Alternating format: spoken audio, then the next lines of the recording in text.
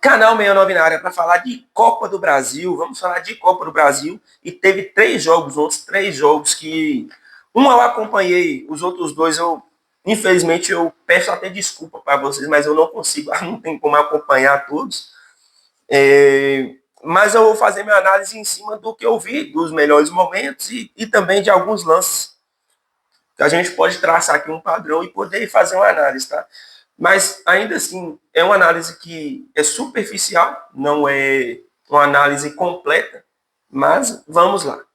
Botafogo e Vasco, se melhor, né? Vasco e Botafogo, porque o jogo foi na casa do Vasco, o Vasco como mandante.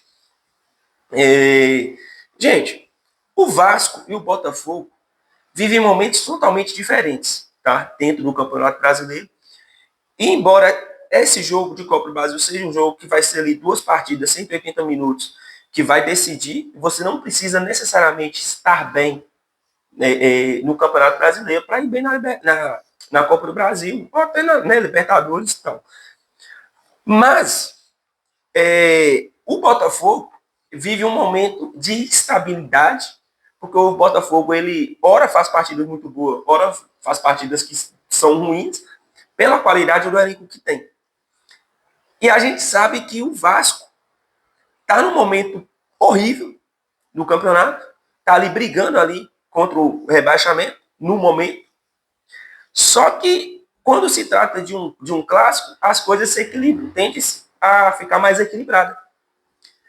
E o Vasco conseguiu fazer isso. O Vasco teve as melhores oportunidades no jogo contra o Botafogo, teve um volume maior.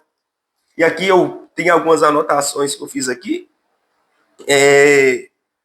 Porque o Botafogo, normalmente, o Botafogo ele consegue ser muito distinto dentro da partida. O Botafogo consegue bem e depois vai mal e aqui fica nessa oscilação dentro da partida. E o Vasco conseguiu ter as melhores oportunidades, conseguiu ter as melhores chances. Aos 7 minutos ali, o Arthur Cabral abre o marcador para o Botafogo e você já acha, pô, então vai dar, né? O Botafogo meteu o primeiro gol e ali as coisas tendem a caminhar mais tranquilas. Só que o 1-0 é um placar perigoso, muito perigoso. E aos 16 o Jair empata. E aí o Vasco passa a ter mais volume do que o Botafogo. Vai para o segundo tempo. O Vasco também, mas foi um jogo muito movimentado, onde as forças se equilibram por ser clássico, porque elenco, sabe que o Botafogo tem um elenco melhor, mas o momento do Vasco precisa de uma reação, seja ela na Copa do Brasil e principalmente no Campeonato Brasileiro. Então, assim, eu vejo o Vasco uma pedra no sapato ali do Botafogo, principalmente nesse cenário que os dois times, um tem que se manter no topo da tabela e provando que tem um elenco muito bom, que tem capacidade de chegar, e o Vasco tentando provar para si mesmo que tem capacidade de chegar, apesar das dificuldades que vem enfrentando. Né? Coutinho fez uma boa partida e passa muito por ele. Também essa retomada que o Vasco está tentando ter, né, o Verrete.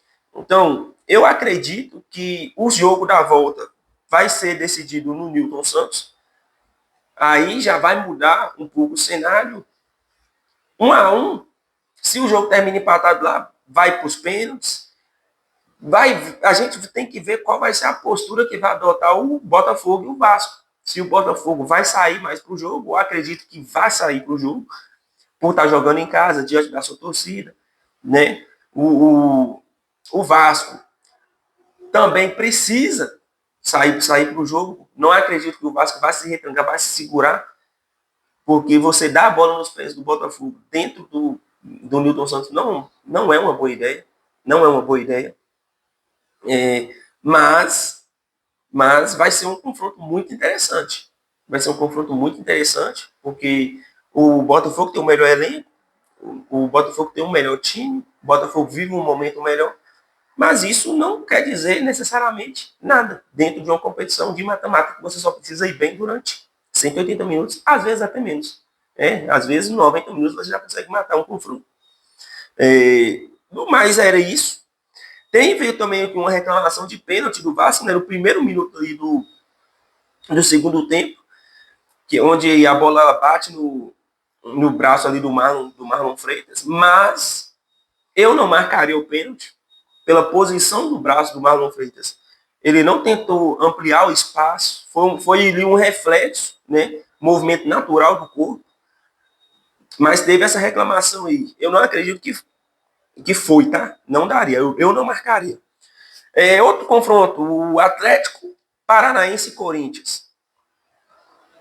Um jogo muito bom por ter um time limitado, que é o Atlético Paranaense, segunda divisão, está tentando se manter ali, tentando ganhar força e se recuperar na competição. Mas é um time muito limitado.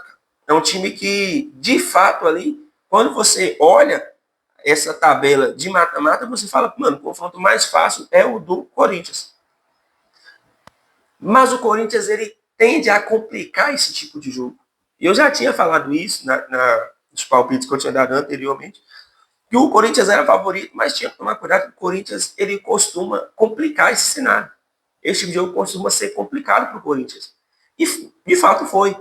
Porque eu vi um Atlético Paranaense que, apesar de ter um elenco muito limitado, se lançando para o ataque, lógico, está jogando dentro de casa, está jogando diante da sua torcida, uma festa muito bonita, por sinal, da torcida do Atlético Paranaense, mas produziu muito pelo time que tem, pelo time que estava enfrentando, por estar enfrentando o Corinthians, que embora não esteja lá no seu melhor momento, é o Corinthians, né? Aos 12 minutos ali, o Guinegão abre o placar para o Corinthians, e inclusive, tá jogando muita bola, tá jogando muita bola.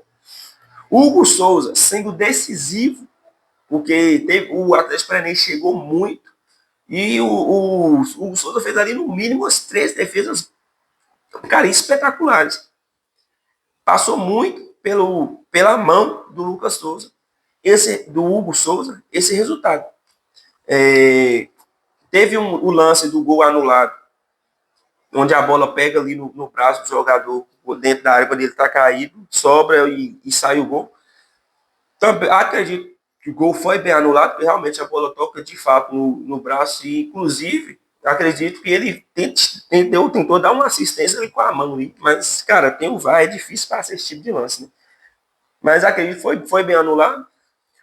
Segundo jogo vai ser na Neoquímica Arena, vai ser diante da torcida do Corinthians, vai ser um jogo muito difícil, mas é 1-0. 1-0 é um placar mínimo, que se o Atlético Paranaense faz um gol lá e consegue segurar o resultado, leva o jogo para os pênaltis, pode acontecer, não é impossível de acontecer. Mas ainda assim eu acredito que o Corinthians passe, acredito que o Corinthians tem mais time, é um time melhor preparado, mas o Corinthians também cedeu muitos espaços, cara. E dentro de casa eu não acredito que isso vai acontecer, porque o Corinthians ele vai jogar esperando o Atlético Paranaense. O Atlético Paranaense vai precisar sair para conseguir o resultado. Vai ficar lançando ali, alçando para uma bola, para um gol, achou uma bola, fez um gol, e o Corinthians é um time que tem mais ferramentas para construir um resultado, jogando diante da sua torcida. Então eu acredito que vai ser um confronto bem interessante, mas acredito que passa o Corinthians aí, tá? Cara, no mais é isso. Eu vou jogar um vídeo aqui mais tarde sobre o clássico que merece ali uma análise à parte, tá? No mais é isso. Papai do céu abençoe a vida de vocês. Fui.